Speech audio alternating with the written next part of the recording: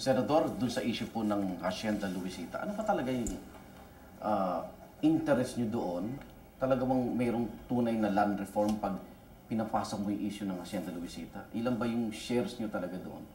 Yung share ko sa percentage-wise, I think it's 0.004 something of the total. Yung pamilya po namin controls 66% of HLI. Yung common na goal namin po dyan ay may transfer yung ownership of the asset, no? With the debt-free ho. Okay. Ganito ang options namin eh. Pwede kami bumalik kay understand voluntary offer to sell. Bibenta namin yung lupa, 4,500. Parang wala nangyari. 4,500 hectares at 100 pesos per square meter will give you 4.5 billion pesos. Malaki-laki po yung maiiwan din sa amin doon after paying off the debts. And yung lipat po yung assets in full doon sa farmer beneficiaries. No? Pero pag nilipat po doon, na-amortize over a period of time. Yung idea ng paano mo i-divide yung 4,500 amongst the 10,000 beneficiaries? Who decides who gets the most productive and the least productive? Yung what are the support mechanisms afterwards?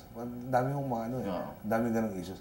Sa amin po, kung para sa akin, tingnan po nyo, kung gusto kong kumita lang, voluntary offer to sell tayo. Tapos pa problema ko sa politika. Pero ang turo ko sa amin, hindi iba sa amin yung mga farmer beneficiaries eh. Kailangan, pag alis namin doon sa non-profitable na lupang yun, hindi namin sila iniwan na parang bahala na kayo sa buhay nyo.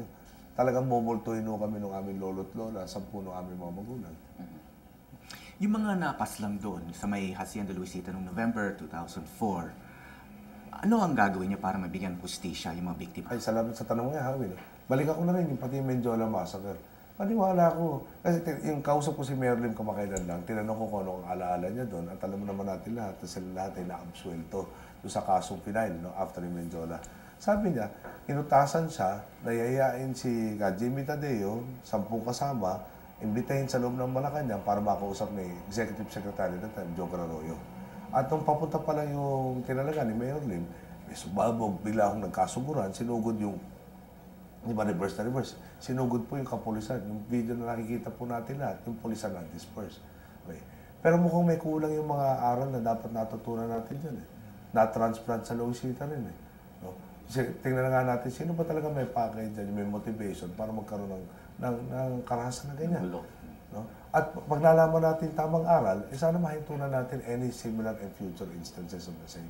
At yung mga may kasalanan talaga, dapat managot.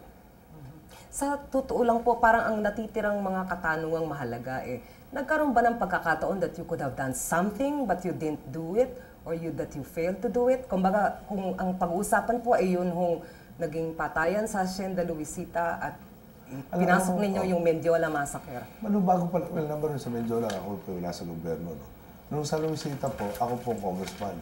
Bago pa po kami nagkaroon ng labor dispute, iniikot ko po yung mga barangay, pati na po yung hindi ko saklaw. At nag-o-offer po ako mag-mediate at mag-dialogue. Ang problema ko, napakaraming nag-wait and see na attitude.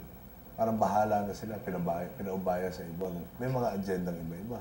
Tapos, alam niyo, yung buong story niyan, tulad nung pagdami ng mga nagprotesta na sa amin pong pananaw, hindi, marami pong import, na yung hinatid pa ng kapulisan, kailangan ma-imbestigahan din down the line. Mukhang imbis na pababain yung tension, lalo pang pinalaki ng kapulisan namin at that time, yung hepe, yung problema. Pero may istorya ho kasi na parang tinawagan niyo bang personal si Labor Secretary Pat Santo Tomas to disperse o to mediate din po yung ano? Tinatanong ko po kung anong status. I wanted to be aware kung anong gagawin ho doon. Dahil hindi naman tayo pwede natutulog sa pansitan. Hindi naman tayo makakapaghanda kung hindi natin alam kung anong mangyayari. No? Pero yung sa tinawagan ko sa to disperse, that is not in my function. No, but to be aware of what's happening is, I think, incumbent upon me as the sitting representative of everybody. 7 of the 11 barangays in Luisita are under my district or were under my district. Sinasabi po ng iba na parang medyo maliit ang papel ninyo kung talagang Cojuangco Aquino family dahil bukod sa maliit yung share ninyo, sabi po ninyo sa Hacienda Luisita, parang hindi kayo malaking boses sa pamilya until of course ito nga pong pagtakbo ninyo sa pagkapangulo. Ano yung usapan sa loob ng pamilya nung panahon na may problema sa Hacienda Luisita at kayo ba may kakaibang opinyon o pareho din ang opinyon o nagtalo ba kayo bilang pamilya? Nagtalo ho kami doon. No? tinimingan po yung problema, umpisa po nung kabyaw. Kabyaw po yung milling season. Lahat po nung nagtanim, umaasa na yung kanilang pinaghirapan, magkikita na po sila ng panahon na yun.